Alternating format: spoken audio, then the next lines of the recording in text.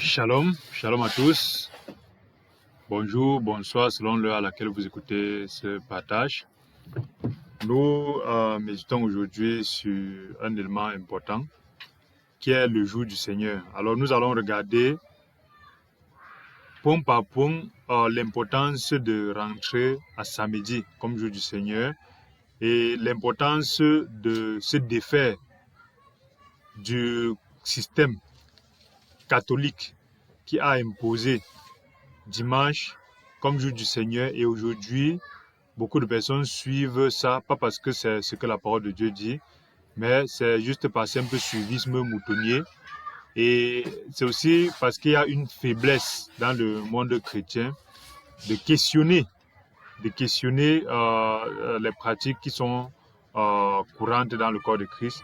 Et ces pratiques-là ne sont pas questionnées. Pourquoi? Parce que les gens, justement, aiment ce qui est facile. Ils aiment ce qui est déjà éprouvé. Ils aiment ce qui est déjà continuellement fait. Donc, aujourd'hui, nous regardons l'importance de rentrer à samedi comme le sabbat le définit, comme le jour du Seigneur. Et rentrer à samedi, déjà, il faut qu'on évacue un ensemble d'éléments. Ceux qui pensent qu'il est important de dire que ce n'est pas important, on a là le salut, ça suffit, Dieu nous a sauvés, on n'a pas, le jour n'est plus important, on fait ce qu'on veut. Vraiment, ce partage n'est pas pour ce type de personnes-là. Les personnes qui pensent qu'elles sont déjà sauvées et que même si elles adorent Dieu n'importe quel jour, ça ne dérange pas. Effectivement, elles ont raison. Ça ne dérange pas, mais pour celui qui a l'Esprit de Dieu, devrait craindre les ordres de Dieu. La personne qui a l'Esprit de Dieu doit avoir au moins l'amour de servir Dieu en faisant ce que Dieu a défini et non ce que nous pensons être bien. Il est important donc de savoir que on peut donc être libre de se dire que comme je suis né de nouveau, Jésus m'a sauvé une fois pour toutes. Je peux voler, je peux mentir, je peux faire ce que je veux. Effectivement, même si on le fait, on va toujours aller au ciel. Mais personne qui a le Saint-Esprit ne peut le faire et être à l'aise. Personne qui a le Saint-Esprit ne peut le faire et rester sans conséquence. Ça veut dire même lorsque tu es né de nouveau, tu es effectivement juste une fois pour toutes. Contrairement aux fausses doctrines qu'on a dehors de dire que les gens perdent le salut, on ne perd pas le salut. Quand tu es régénéré en Christ, quand tu es né une fois pour toutes, quand tu es né de nouveau une fois pour toutes, puisque ce n'est pas la grâce, c'est une faveur imméritée, ce n'est pas lié à tes actes. Effectivement, même si tu voles, même si tu tues quelqu'un, tu vas toujours aller au ciel. Mais le problème découle du fait que le Saint-Esprit qui est scellé en nous lorsqu'on est de nouveau, cet esprit-là ne peut pas laisser certaines choses arriver, pas parce que si ça arrive, on va perdre le salut, mais parce que cet esprit-là, en fait, a le cœur de Dieu qui nous transmet. Il prend de Dieu, il nous donne. Et quand il prend de Dieu, il nous donne, il prend la pureté de Dieu, il nous donne. Et nous, naturellement, cet esprit-là va pousser l'impureté qui est en nous à vouloir à partir. C'est lui qui se charge donc de laver l'impureté qui est en nous. C'est donc pour ça on est né de nouveau, on pratique la pureté de Dieu, on pratique les choses de Dieu, pas parce qu'on a la capacité, mais pas parce que si on le fait, on va perdre le salut, mais parce que l'esprit qui est en nous est un consolateur qui prend en Dieu et qui nous donne. C'est lui qui sait prier à notre place, c'est lui qui sait nous enseigner, c'est lui qui sait nous expliquer. Et aujourd'hui, cet esprit-là nous dit justement que jusqu'à maintenant, à étant né de nouveau, on a cheminé dans la désobéissance sur le jour du Seigneur, mais celui qui écoute le Saint-Esprit, qui est un doux murmure, qui est différent des voix des grands pasteurs, qui est différent des voix je suis habitué, depuis que je suis né, je suis fait ça. Et c'est dimanche que je pars à l'église. Qui est différent de la voix même si j'adore un autre jour, ça ne dérange pas. Cet esprit-là va dire à ceux qui ont le sens de dire, effectivement, ce n'est pas une obligation, mais écoute ce que ton Père dit, écoute ce que Dieu dit. Et qu'est-ce que Dieu nous dit? Dieu nous parle de l'importance du salut, parce que jusqu'à maintenant, il est clair et démontré spirituellement et selon le Saint-Esprit, et même logiquement et même scientifiquement, que le sabbat, le jour du Seigneur, c'est samedi. Le jour du Seigneur, c'est samedi, il n'y a aucun doute là-dessus. Mais puisque le monde s'est invité dans l'église et on a instauré dans l'église le système du monde, dont le système de dimanche, il faut maintenant recommencer au début pour pouvoir revenir à démontrer aux uns et aux autres que l'évidence du sabbat qui est samedi est quelque chose qui est la palissade. Et voyons d'abord l'importance du sabbat. Parce que si on ne voit pas l'importance du sabbat, on ne va même pas comprendre pourquoi il faut rentrer à samedi. La Bible nous parle du sabbat de façon originelle. Et dernièrement, je partageais avec des frères et un frère insistait sur le fait telle chose c'est l'Ancien Testament, l'autre c'est le Nouveau Testament. Et c'est à un moment donné, lorsqu'on est un bébé spirituel, lorsqu'on vient de naître nouveau, on a l'impression de se dire c'est important de diviser l'Ancien Testament et le Nouveau Testament. Mais le problème, c'est que l'Esprit nous montre et nous démontre effectivement que c'est l'être humain qui a coupé ce testament-là en deux. Ce n'est pas Dieu qui a défini qui a l'Ancien Testament et le Nouveau Testament. Dieu a dit plutôt qu'il y a l'Ancienne Alliance et la Nouvelle Alliance. Et l'Ancienne Alliance est, même dans l'Ancienne Alliance, l'Ancienne Alliance est clairement définie par Dieu et les prophètes. La Nouvelle Alliance est clairement définie par Yeshua et même pas les prophètes. Pourquoi? Parce que les prophètes qui sont nés de nouveau dans l'Ancien Testament ne sont pas nés de nouveau parce qu'ils croyaient à l'Ancien Testament. Ils sont nés de nouveau parce qu'ils croyaient à la Nouvelle Alliance qui devait venir, qui devait arriver. Je répète, Moïse, David, Daniel, tous ces gens-là sont nés de nouveau, pas parce qu'ils étaient dans le Nouveau Testament, ou pas parce qu'ils connaissaient Yeshua fait chair, mais ils sont nés de nouveau parce qu'ils comprenaient et ils croyaient à la nouvelle alliance qui devait venir et qu'ils n'ont pas vue. C'est donc pour ça, dans Hébreu, la parole de Dieu peut dire que ces gens-là, ils ont vu ça de loin. Ils ont aspiré, mais ils n'ont pas eu la chance de venir. C'est donc pour ça, quand Yeshua peut parler lorsqu'il est sous forme charnelle sur terre, il dit, beaucoup de personnes ont espéré et ont souhaité, ont murmuré et ont souhaité voir ce que vous voyez là, ils n'ont pas vu. Moshe est né de nouveau par rapport à Yeshua qui devait venir. Pas par rapport à l'Ancien Testament, pas par rapport à la loi. Abraham lui-même est né de nouveau, pas par rapport à l'Ancien Testament, parce qu'à l'époque d'Abraham, il n'y avait même pas l'Ancien Testament. Mais Abraham naît de nouveau par rapport à la promesse qui lui a été faite par Dieu lui-même, par Yudhe Wafhe, par l'Éternel, du fait qu'il va revenir plus tard nous donner une nouvelle alliance. C'est pour ça dans Jérémie 31, il dit quelque chose du genre. Regardons Jérémie 31.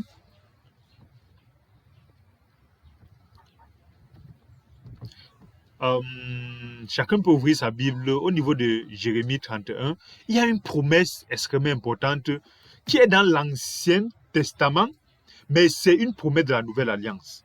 Et cette promesse-là dit quoi? À partir du verset 31, ça parle de la Nouvelle Alliance. C'est cette Nouvelle Alliance que les prophètes Jérémie, tous ces gens qu'on a dans l'Ancien Testament, c'est cette Nouvelle Alliance que ces gens-là ont cru.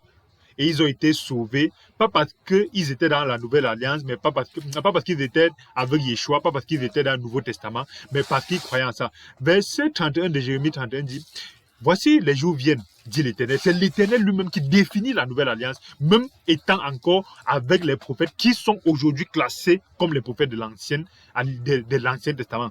Mais il dit, « Voici les jours viennent, dit Yudhe Wafhe, où je ferai avec la maison d'Israël, la maison de Juda, une nouvelle alliance.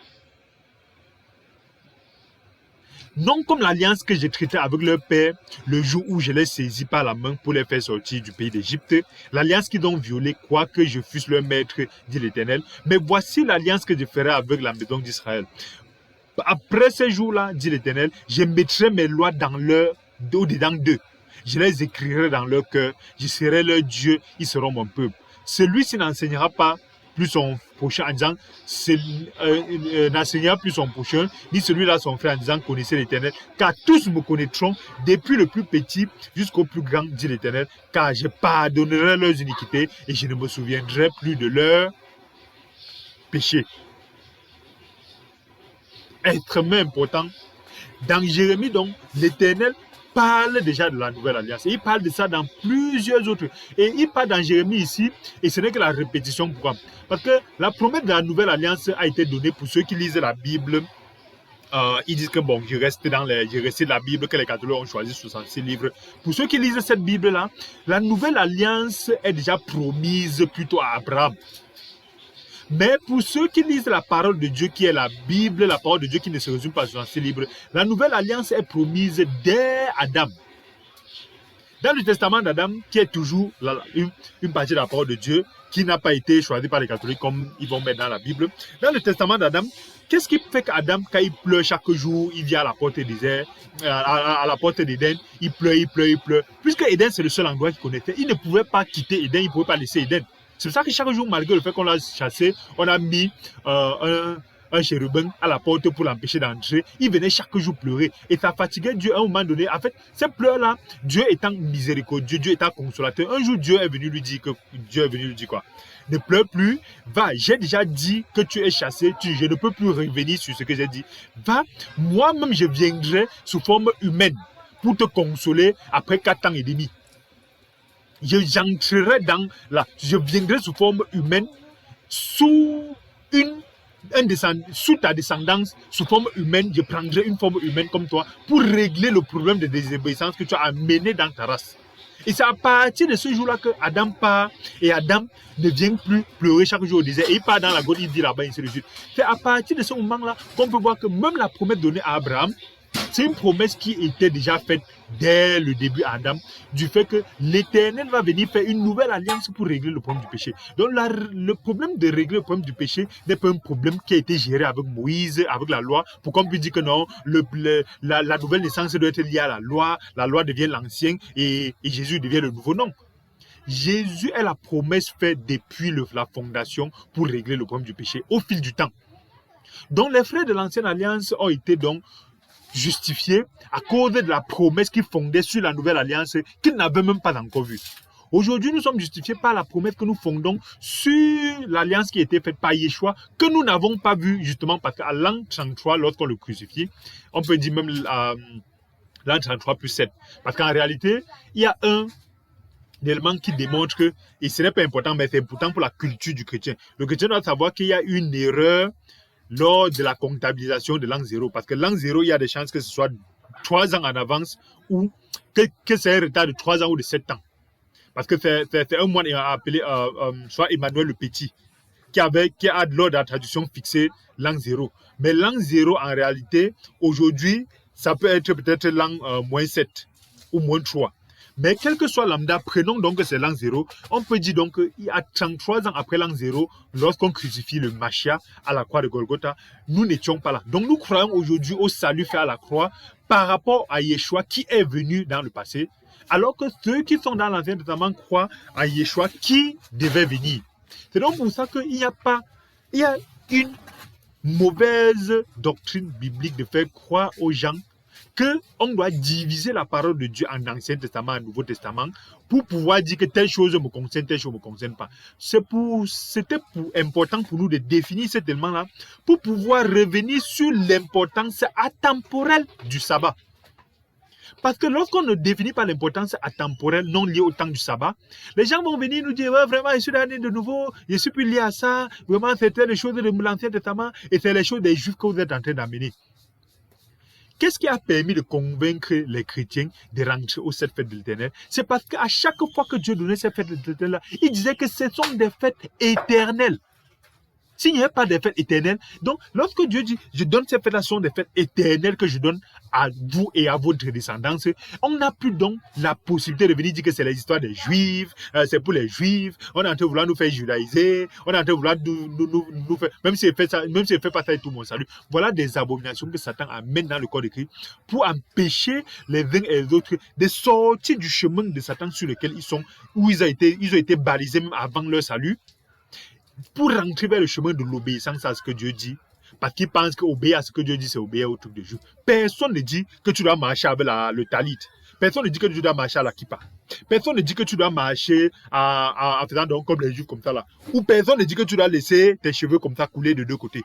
Il y a des choses qui sont liées à la culture juive que le chrétien n'a pas besoin d'intéresser. Et Paul a même parlé de ces choses-là. Mais à aucun endroit, Paul, ni Pierre, ni ceux-ci, que les uns et les autres disent que non, ils sont du Nouveau Testament et nous les suivons. Ils n'ont jamais dit qu'il faut jouer le sabbat.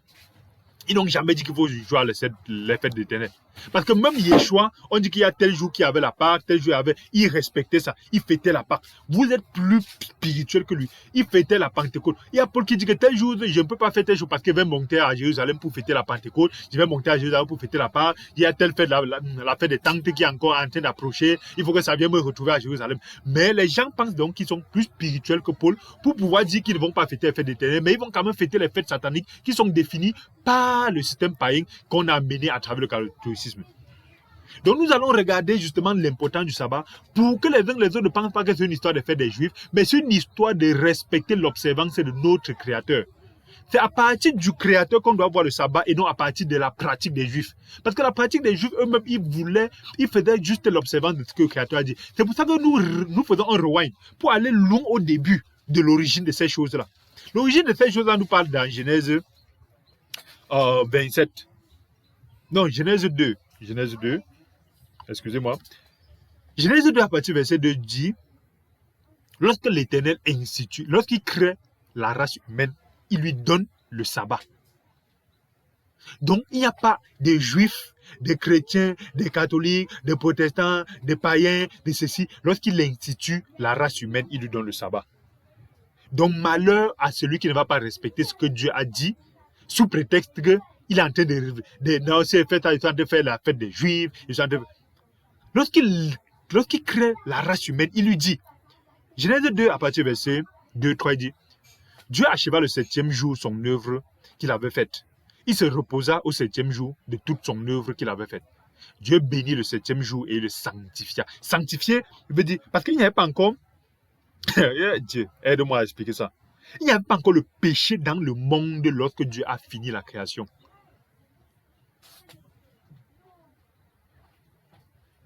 J'espère que le silence ici a permis que ça entre. Ça veut dire, les gens qui parlent de la sanctification par rapport seulement au péché, ce sont des bébés spirituels, même s'ils sont vieux avec la barbe, même s'ils avaient 50 ans qui prêchent l'évangile.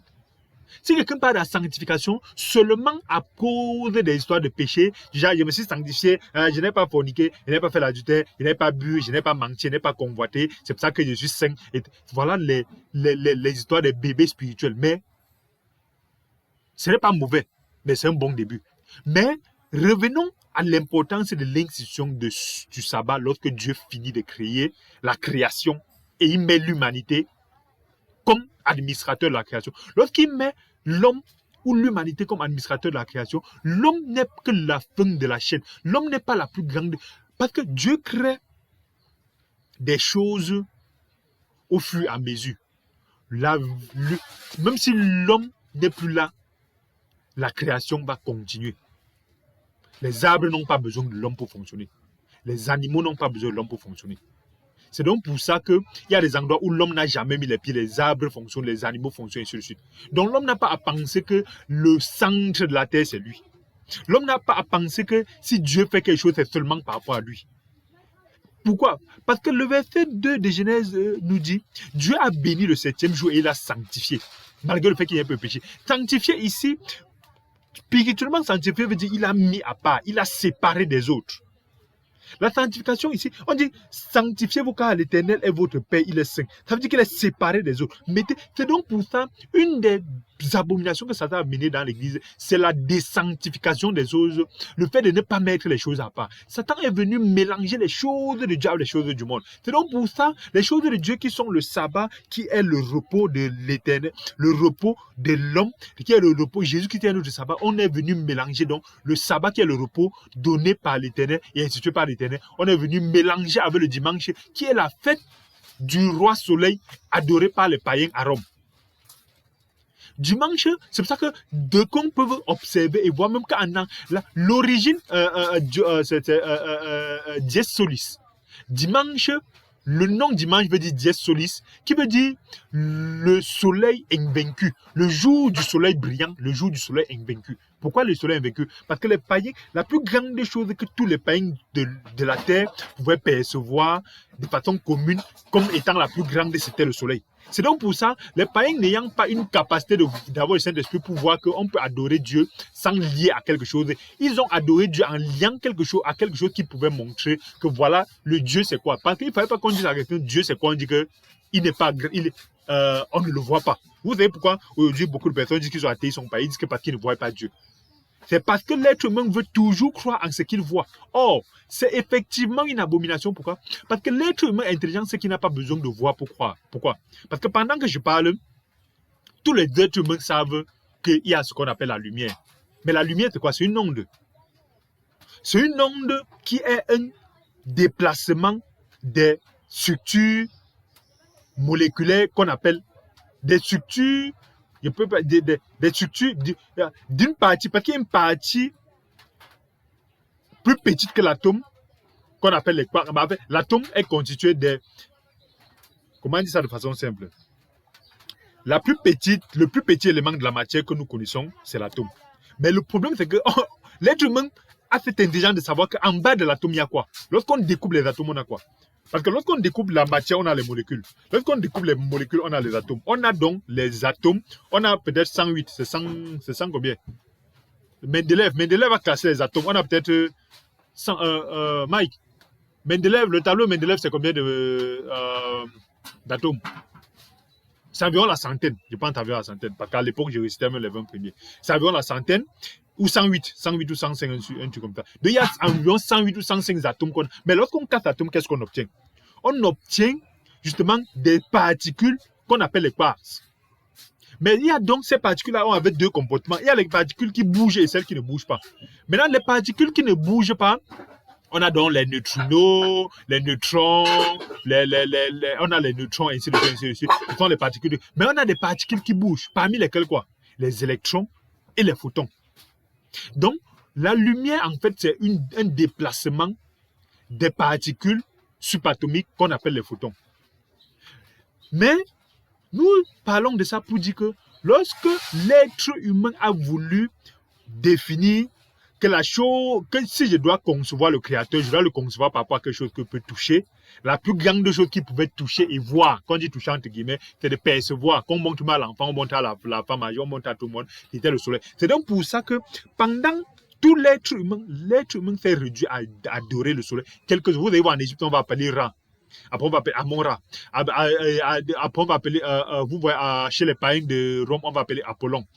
Et c'est tous ces gens-là, il y a tout eu le culte du soleil. Mais, dimanche, donc, c'est le jour consacré par les païens pour pouvoir adorer quoi? Le Dieu soleil. C'est pour ça qu'aujourd'hui, les gens disent Dieu soleil, ils ne se rendent même pas compte que c'est un Dieu païen. Et c'est même de là que vient Noël. Noël, c'est le culte, le solstice d'été qui est un jour particulier de manifestation du Dieu soleil. C'est donc pour ça qu'on est venu changer. Mais ne parlons pas de ça. Revenons donc pour dire que le sabbat qui a été sanctifié par Dieu, c'était un jour totalement différent du jour d'adoration du Dieu soleil. Et nous parlons aussi de l'importance de ce sabbat-là. Pourquoi? Parce que ce sabbat-là est important parce que Dieu a béni ce jour-là. Dieu n'a pas béni les autres jours. Il a béni ce jour. Donc avant de jouer avec le sabbat, frère, méfie-toi. Dieu qui l'a béni ça, il s'en foutait des catholiques, il s'en foutait des protestants, il s'en foutait des juifs, il s'en foutait des païens. Il n'a pas attendu votre petite division, des petits rientons, des gens qui prennent c'est mon église. Il n'a pas attendu ça pour pouvoir bénir le jour du repos. Et il n'a pas donc attendu l'autorisation de quelqu'un qui va dire, je suis protestant, je n'ai de pour sanctifier ce jour-là, malgré le fait qu'il n'y ait pas le péché dans le monde. Et le verset continue en disant quoi? Dieu a béni, Genèse 2, 3 dit, Dieu a béni et l'a sanctifié parce que ce jour-là, il s'est reposé de toute œuvre qu'il avait faite. Dès ce jour-là, notre Père se repose. Comment notre Père peut lui-même, qui a toute la puissance de l'éternité, se reposer à un jour? Et toi, petit rienton que tu es, tu penses que tu as le droit de jouer avec le jour qu'il a mis pour se reposer. Et toi, il t'a dit, adore ce jour-là. Et tu peux jouer avec. Parce que même les gens qui adorent le jour païen de dimanche ne se reposent pas. C'est ce jour-là qu'ils ont leur réunion, ils ont leur ceci, ils partent à l'église, ils partent de baptême. Comme si l'église était liée à un jour. L'église n'est pas liée à un jour. L'église, c'est une vie quotidienne. Et lorsqu'il définit ça, on a vu dès l'origine. Revenons même dans l'Ancien Testament, donc on regarde dans Exode. Exode dit, souviens-toi du jour du sabbat. Souviens-toi pourquoi? Parce que je t'ai dit l'importance, je t'ai donné le schéma directeur. J'ai tracé la valeur de ça. J'ai mis le socle du sabbat. Mais je te redis quand même dans Exode 20, verset 8, souviens-toi du jour du sabbat pour le sanctifier. Il a dit pour le sanctifier, il n'a pas dit sanctifie-toi, pour le sanctifier. Beaucoup de chrétiens ont enseigné que sanctifier, c'est par rapport au péché, ceci, cela. C'est pour ça qu'ils veulent une vie hypocrite où ils montrent aux gens. Et c'est donc cette capacité de faire que ces gens-là font l'abomination de voir la poutre, la paille qui est dans les yeux des gens, ils ne voient pas leur poutre. Mike, dépêche-toi. Donc, c'est ça que Dieu rappelle encore dans Exode 20. Parce que nous ne faisons pas dans la versologie l'arrestation des versets. Nous étudions la première évocation du sabbat c'est indépendant. Une évocation indépendante, c'est indépendant du juif, du païen, du chrétien. Je respecte la loi. Oh, tu respectes la loi, tu respectes pas la loi. L'évocation du sabbat n'a rien à voir avec ça. Maintenant, l'évocation du sabbat vient avec sa sacralisation. Ça vient aussi avec ce qu'on va faire le jour-là. Le repos. Donc, quelqu'un qui ne se repose pas le jour du sabbat, il est en train de chanter, en train de danser, en train d'adorer, ça, c'est une abomination qu'on a menée à travers la religion que les gens ont en train de faire. Et tout à l'heure, on va regarder un peu cette sacralisation des gens qui disent qu'ils ne sont plus catholiques, mais ils utilisent la Bible que des catholiques. Dans qui disent qu'ils ne sont plus catholiques, mais ils ont la hiérarchie des catholiques. Dans qui disent qu'ils sont plus catholiques, mais ils respectent les jours que les catholiques ont définis. Exactement comme Moutanguine a chanté, les gens qui méprisent le porc, mais ils se nourrissent de la viande du porc. Avec les telles abominations, l'Église va avancer comment? Donc, Exode dit, souviens-toi, Exode 20 à partir de verset, souviens-toi du jour du sabbat pour le sanctifier. Tu travailleras 6 jours. Travaille tes 6 jours, il n'y a pas de souci. Mais tu feras tout ton ouvrage pendant ces 6 jours. Mais le 7e jour, Dieu répète, il dit encore, c'est l'Éternel qui dit, c'est pas un prophète, c'est pas un juif. Et il n'a pas dit que juif. Donc aujourd'hui, les gens qui veulent nous amener des trucs, c'est les juifs. Ça, c'est de l'abomination pure et dure. Comme les baptêmes disent, c'est pire et dit. Le 7e jour, dit l'Éternel, c'est le Shabbat. Tu ne feras aucun ouvrage. Et Dieu, quand vous voyez les gens justifier pourquoi ils travaillent le jour du Shabbat. Le meilleur jour du travail même est devenu samedi. Dieu fait tomber nos écailles. Donc le jour où les gens programment les plus grands travaux, c'est du samedi. Après ils sont étonnés qu'il y ait l'abomination dans le corps de Christ. Car en 6 jours, l'Éternel a fait les cieux. Donc, il te ramène à l'origine. Je te dis comme ça parce que je ne te dis pas que tu as le choix. Je te dis en prenant l'exemple sur moi. En 6 jours, j'ai fait les cieux, la terre et la mer et tout ce qui est contenu. Donc, il n'y a rien que tu vas faire d'important plus que ce que j'ai fait là. Mais moi, quand même, malgré le fait que j'ai fait tout ce qui avait d'important dans l'humanité et dans l'existence et dans l'univers, je me suis quand même reposé. Mais toi, tu penses qu'à ta petite vie, ton petit travail, ton petit champ, ton petit business que tu vas faire, des misérables que tu t'emmènes dans rien là, tu penses qu'avec ça, tu vas donc faire plus que moi qui me suis reposé. Le péché est puissant parce que le péché aveugle l'homme qui se retrouve en train de travailler puissamment en défiant Dieu le jour du repos parce qu'il pense que c'est Dieu qui... Parce qu'aujourd'hui, donc il travaille ce jour-là en pensant que c'est Dieu qui a béni. Et tout ce qui, l'Éternel a fait les cieux, la terre, et tout ce qui est contenu. Et il s'est reposé le 7e jour. C'est pourquoi l'Éternel a béni le jour du sabbat et l'a sanctifié. Frères et sœurs, il est évident que le sabbat c'est samedi. L'instauration de dimanche a été faite par Constantin Ier. On va même lire les dires, on va même lire la loi qu'il a donnée. Exactement comme le décret, on va me lire le décret tout à l'heure. Mais nous parlons aujourd'hui pas seulement de ces petits trucs de dire que non, c'est samedi, c'est dimanche. Non, on sait que c'est samedi. Celui qui fait dimanche fait en sachant qu'on l'a averti, on lui a dit, et que la Bible a encore dit, et qu'il ne pourra pas dire qu'il ne connaissait pas et qu'on ne lui avait pas dit. Au moins qu'il assume ça. Parce que s'il n'avait pas entendu, et s'il n'avait pas dit, si on ne lui avait pas dit, que ce que tu adores dimanche là, c'est faux, c'est samedi. Il pourrait dire que Dieu, je ne connaissais pas. Maintenant que tu connais, on ne va plus débattre sur ça.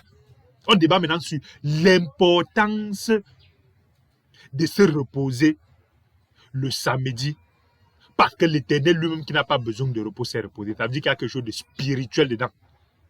Le repos de samedi n'est plus donc lié à la chair. C'est lié à quelque chose de spirituel parce que Dieu n'est pas charnel pour pouvoir se reposer. Mais si malgré le fait qu'il est spirituel, malgré le fait qu'il ne se fatigue pas, malgré le fait qu'il a donné toutes les bénédictions, il a quand même choisi et imposé de se reposer le samedi, le 7e jour, et il a quand même dit que nous devons aussi le faire, et il nous a expliqué pourquoi nous devons le faire et comment nous devons le faire. Nous devons comprendre donc que si lui il a pu faire ça, qui suis-je? Je suis qui? Gawa, Mowa, Wayam, pour ne pas, Minaou, pour ne pas respecter le samedi comme l'Éternel l'a respecté, indépendamment du fait que je suis catholique, je suis protestant, je suis juif ou pas. Qui suis-je? Quand on désobéit à la parole de Dieu, il faut qu'on assume qu'on a désobéi et non qu'on vient dire j'ai le salut, même si le fait ça ne va rien faire, de partir, et ainsi de suite. Ces abominations qu'on a de corps de Christ. Deutéronome 5, verset 12-15 explique encore la même chose. Méfiez-vous du jour du sabbat. Reposez-vous, ne faites aucune œuvre. Même si vous avez trop faim, le 6e jour, je vous donne le double. Parce que Dieu savait qu'on va dire, quoi? J'ai faim. Les enfants ont mangé la nourriture là. Il dit qu'il a la provision spirituelle et matérielle pour te faire tenir le jour du sabbat sans faire quelque chose. On ne peut voir personne qui suit le jour du sabbat, qui suit Dieu, qui respecte le samedi, dire qu'il a manqué de pain. Au début, c'est dur. Pourquoi? Parce que c'est le samedi que tu peux au champ. C'est le samedi que tu pars dans les business. C'est le samedi que tu pars faire les grands travaux. C'est le samedi qu'on paye même au chantier. C'est le samedi. Au début, le système du monde a tellement mis ça dans la tête du chrétien que c'est totalement abominable en apparence de dire à quelqu'un que samedi, c'est le jour que tu dois rien faire. Il va dire quoi? Et c'est abominable encore pour les chrétiens parce que les gars vont sortir les versets bibliques pour... Donc, ils savent qu'ils sont en train de désobéir. Mais lui dit que j'assume. Parce que vous savez ce qui est bien sur les païens. Les païens ont la capacité de pouvoir dire je sais que telle chose que je fais n'est pas bien. Mais je n'ai pas la capacité, je n'ai pas le pouvoir de ne pas le faire. Dieu aide-moi. Un chrétien peut dire ça. Et si l'année de nouveau, même si je fais ou je ne fais pas, rien ne m'arrive. Tu es qui pour me dire ça? Tu es en train de vouloir que je fasse comme les juifs. Hein? Et même si je fais ça, ça ne fait. Et tu veux donc que mon salut dépende de mon sabbat? Non, non, non, tu veux que c'est le monde des œuvres. Même si je ne fais pas ça, je vais faire comment? J'ai une amie qui m'est chère. Elle a un salon de coiffure. Elle lui dit, bizarrement, le monde c'est trop bizarre. Le monde est trop bizarre.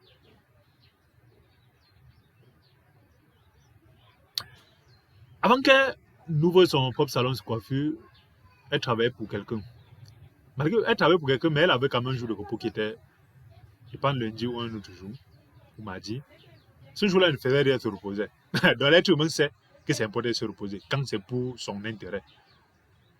Mais bizarrement, lorsqu'elle a obtenu dans ce salon de coiffure, je lui ai dit, c'est Dieu qui t'a donné ce salon. Et ce n'est qu'un tremplin. Tu es en train de marcher pour aller ailleurs. Ce salon-là n'est qu'un test que Dieu te donne pour voir si tu le suis ou pas. Et selon ta fidélité, il va te faire augmenter, ou selon ta fidélité, il va voir que tu ne mérites pas qu'on te donne grande chose. Beaucoup de personnes sont testées comme ça et ils échouent avec Dieu. Moi-même, je suis souvent testé comme ça et échoué. Et j'ai échoué beaucoup de fois avec Dieu jusqu'au jour où j'ai perçu cette révélation-là. Donc, je ne parle pas de la connaissance biblique. Je parle du fait que moi-même, c'est le samedi que j'avais tellement de choses importantes à faire. Donc, c'est abominable pour moi. Ça fait mal. Donc, ça fait mal de respecter le samedi. Et quand je lui ai dit ça, elle me dit non, je ne peux pas laisser. C'est le samedi qu'il y a le plus de gens qui viennent se coiffer. C'est le samedi qu'il y a le plus de gens à la maison. C'est le samedi qu'il y a le plus de gens qui doivent venir se coiffer. Les gens sont plus à la maison. Les enfants sont à la maison. Ils vont se coiffer pour aller à l'école lundi. Je lui ai dit, si tu fais ça, tu ne vas jamais évoluer. Et chaque jour, son témoin, c'est quoi? C'est dur, ça ne marche pas. C'est dur, ça ne marche pas. Et c'est le genre où elle va dire que non, c'est les gens qui bloquent. Je vais aller prier pour que Dieu fasse que bon. Non, non, non, non, non. Il n'y a aucune prière, aucune délivrance, aucun ceci qui va faire que ce salon-là va marcher tant qu'elle ne va pas respecter le jour du Seigneur. Pas parce que les autres qui respectent les enfants, mais parce que pour ça, Dieu a clairement dit que tu es sur un chemin où c'est moi que tu dois suivre et non le système du monde. Il y a des gens qui suivent sur un chemin qui n'est pas défini par Dieu, mais que ça suit le monde et le choses réussissent. Mais il y a des chrétiens que Dieu a dit clairement que je me mets devant, suis-moi derrière. Ils arrivent derrière, ils suivent plutôt le système du monde. C'est pour ça que leur chose ne va jamais marcher, ça ne marche jamais. Et on va dire qu'on a maudit. C'est pas qu'on a dit qu'on a maudit. C'est pas qu'ils n'ont pas le salut. C'est pas que j'ai dit à certaines personnes, des choses que vous méprisez une certaine autorité pour aller faire, réussissez même à faire, ça ne va jamais marcher. Ils disent que non, on est en train de maudire les choses, on ne maudit pas les choses. Donc l'Éternel a clairement dit à l'être humain, comme tu sors d'Égypte là, respecte le sabbat. Pas parce que tu es juif, mais parce que c'est ce que j'ai fait moi-même. Mais les gens ont continué à jouer avec le sabbat. Une autre confirmation du sabbat, lorsqu'on regarde dans Exode 12, Exode 16 à partir du verset 26, il dit pendant 6 jours, vous amasserez, mais le 7e jour, qui est le sabbat, il y en aura pas. Lui-même, il prive la bénédiction qui tombe gratuitement dans le monde, qui est la manne, qui est représentée par la manne, le 7e jour. Et tu penses que c'est aujourd'hui qu'il va jouer avec. C'est donc pour ça toute personne qui est au courant que c'est le 7e jour de samedi qui doit se opposer, il ne peut pas le faire autre chose. Ou il respecte le dimanche parti par rien de ces choses ne va marcher. Pas parce que je l'ai dit, mais parce que c'est un principe qui fait que Dieu a dit avant même qu'on ne fasse cela, que la manne ne va pas tomber. La manne, c'est quoi? Quand on sort, on part chercher la manne.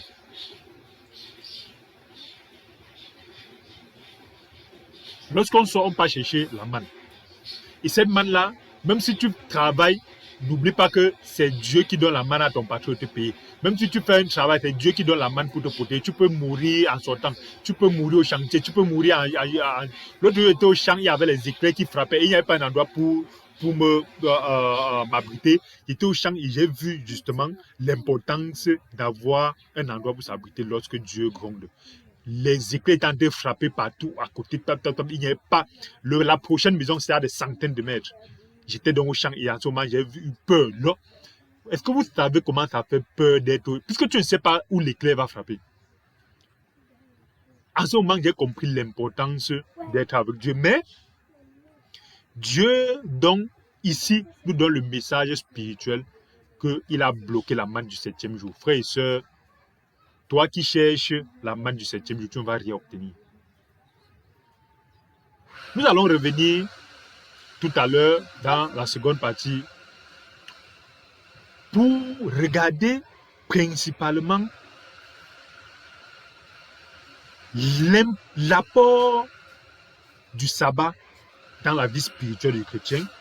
Et nous allons regarder d'où vient le dimanche. Et enfin, nous allons regarder qui a défini que le dimanche doit être le jour du Seigneur et que tu es en train de faire aujourd'hui. Tu es en train de suivre Dieu ou tu suis les païens.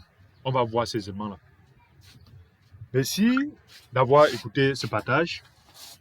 Si ce partage vous a béni, n'oubliez pas de vous abonner et de cliquer sur la cloche de notification. Ça peut aider et ça va aider le corps de Christ à grandir.